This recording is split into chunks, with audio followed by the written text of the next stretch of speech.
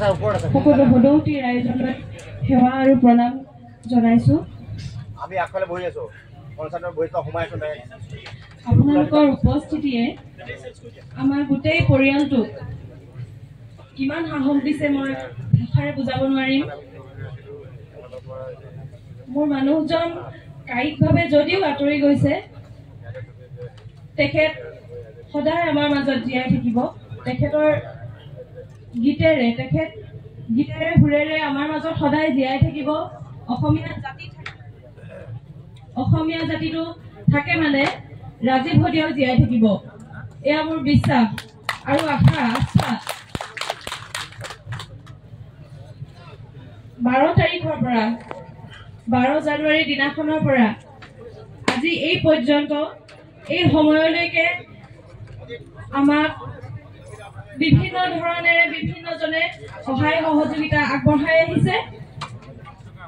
তেওঁলোকক মই ধন্যবাদ আৰু কৃতজ্ঞতা জ্ঞাপন কৰিছো। অনাগত দিনতো আপোনালোকৰ সহায় সহযোগিতা আৰু আশীৰ্বাদ আমাৰ কাম্য। ৰাজীৱ দাই, মই তেখেতক ৰাজীৱ দা বুলিয়ে মাতিছিলো, সম্বোধন কৰিছিলো। ৰাজীৱ দাই মোক তেখেতৰ হৈ ল'ৰা এটা দি থৈ গৈছে। ল'ৰাটোকো মই জাতিটোৰ কাৰণে আগবঢ়াই দিম। আৰু এইখিনি কৰোঁতে আপোনালোকৰ সাহস আৰু অনুপ্ৰেৰণা, আপোনালোকৰ পৰামৰ্শৰ দৰকাৰ হ'ব। আপোনালোকে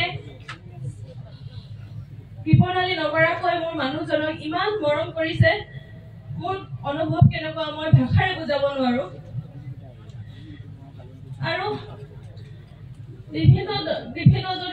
বিভিন্নজনে অপূৰ্বজ্যোতি মোহন, লক্ষ্যজিৎ বৰুৱা তাহাঁতি এটা নিশাৰ ভিতৰতে তেখেতলৈ এটি গীত আগবঢ়াইছিলে।